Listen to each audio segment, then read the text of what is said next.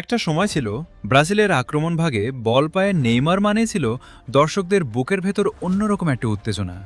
একটা ড্রিবল, একটা নিখুঁত পাস, একটা হঠাৎ শট, আর মুহূর্তের মধ্যেই বদলে যেতে পারত পুরো ম্যাচের গল্প। কিন্তু এখন প্রশ্নটা অন্য। 2028 কোপা আমেরিকায় কি আবারও ব্রাজিলের হলুদ জার্সিতে দেখা যাবে নেইমারকে, নাকি 2026 বিশ্বকাপেই শেষ হয়ে গেছে ব্রাজিলের হয়ে তার দীর্ঘ 16 বছরের গল্প?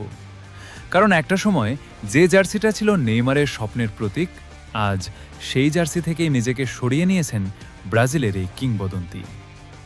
2026 বিশ্বকাপের পর নেইমার নিজেই জানিয়েছেন ব্রাজিল জাতীয় দলে তার সময় শেষ। আর এরপর ব্রাজিল কোচ কার্লো আনসেলোত্তিও পরিষ্কার করে দিয়েছেন 2028 কোপা আমেরিকার জন্য তার পরিকল্পনায় নেইমার নেই। কিন্তু প্রশ্ন হলো, এত দ্রুত কি সত্যিই শেষ হয়ে যাওয়ার কথা ছিল নেইমারের গল্প? কারণ প্রতিভার কথা যদি বলেন, তাহলে নেইমারের জায়গা এখনও আলাদা। 2026 বিশ্বকাপের আগে প্রায় 3 বছর ব্রাজিলের হয়ে নিয়মিত খেলতে পারেননি তিনি। ইনজুরি, ফিটনেস সমস্যা, বারবার মাঠের বাইরে বাইরে চলে যাওয়া, সবকিছু মিলিয়ে অনেকেই ধরে নিয়েছিলেন নেইমারের আন্তর্জাতিক ক্যারিয়ার হয়তো আগেই শেষ। কিন্তু কার্লো আনসেলোত্তি সেই ধারণাকে পুরোপুরি মানেননি। বয়স এবং ইনজুরির প্রশ্ন থাকা সত্ত্বেও তিনি নেইমারকে 2026 বিশ্বকাপের স্কোয়াডে রেখেছিলেন।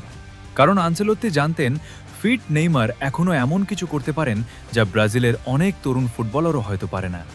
তার সবচেয়ে বড় শক্তি শুধু গোল করা নয়, নেইমারের আসল শক্তি ছিল ম্যাচ পড়ার ক্ষমতা। কোথায় পাস দিতে হবে, কখন গতি বাড়াতে হবে, কখন ডিফেন্ডারকে এক বনাম এক পরিস্থিতিতে ফেলতে হবে, আর কখন নিজের একটা মুহূর্ত দিয়ে পুরো ম্যাচের চেহারা বদলে দিতে হবে।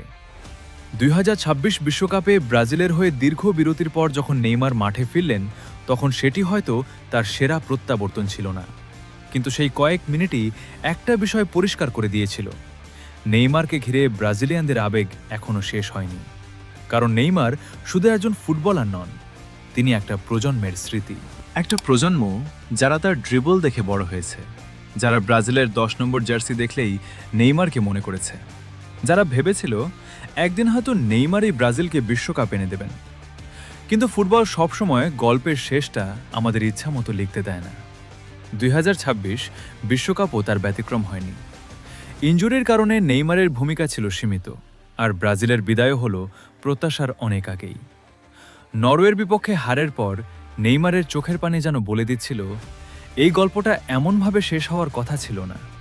আর ঠিক সেখানেই শুরু হয়েছিল আরেকটি প্রশ্ন, যদি 2028 পর্যন্ত নেইমার নিজের শরীরকে ঠিক রাখতে পারেন, যদি ক্লাব ফুটবলে তিনি নিয়মিত খেলতে পারেন, তাহলে কি ব্রাজিল তাকে অন্তত কোপা আমেরিকার জন্য ফিরিয়ে আনতে পারে? কারণ 36 বছর বয়সে নেইমারকে হয়তো আগের মতো 90 মিনিট খেলানোর দরকারই নেই। তাকে ব্যবহার করা যেতে পারে সম্পূর্ণ ভিন্ন একটি ভূমিকায়, কোনো ম্যাচের শুরু থেকে, কোনো ম্যাচের দ্বিতীয়ার্ধে, আবার কোনো গুরুত্বপূর্ণ ম্যাচে শেষ 20 বা 30 মিনিটের জন্য একজন ইম্প্যাক্ট সাবস্টিটিউট হিসেবে। কারণ একজন 36 বছর বয়সী নেইমারের শরীর হয়তো আগের নেইমারের মতো থাকবে না, কিন্তু তার ফুটবল মস্তিষ্ক, তার অভিজ্ঞতা, তার পাস, তার ক্রিয়েটিভিটি, এসব একদিনে হারিয়ে যায় না।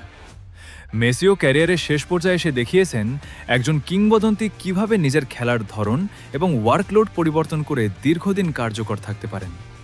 তাই নেইমারের ক্ষেত্রেও এমন একটি সম্ভাবনা একেবারে অসম্ভব ছিল না। কিন্তু ফুটবল এবার সম্ভাবনার চেয়ে বাস্তবতাকেই বেছে নিয়েছে। কারণ এবার শুধু কোচের সিদ্ধান্ত নয়, নেইমার নিজেই তার আন্তর্জাতিক অধ্যায়ের শেষ টেনে দিয়েছেন। তবুও একটা প্রশ্ন থেকে যাবে, ব্রাজিল কি কখনো এমন আরেকজন 10 নম্বর খুঁজে পাবে যে নেইমারের মতো দর্শকদের হৃদয়ে জায়গা করে নিতে পারবে? হয়তো পারবে, হয়তো নতুন কোনো তারকা আসবে, কিন্তু নেইমার থাকবে আলাদা। কারণ কিংবদন্তিরা শুধু ট্রফি দিয়ে ইতিহাস তৈরি করেন না, তারা মানুষের মনে স্মৃতি তৈরি করেন। আর ব্রাজিলের হলুদ জার্সিতে নেইমারের সেই স্মৃতিগুলো সম্ভবত কোনো কোপা আমেরিকা, কোনো বিশ্বকাপ কিংবা কোনো নতুন প্রজন্ম মুছে ফেলতে পারবে না। এটাই নেইমার, একজন অসম্পূর্ণ কিংবদন্তি, কিন্তু নিঃসন্দেহে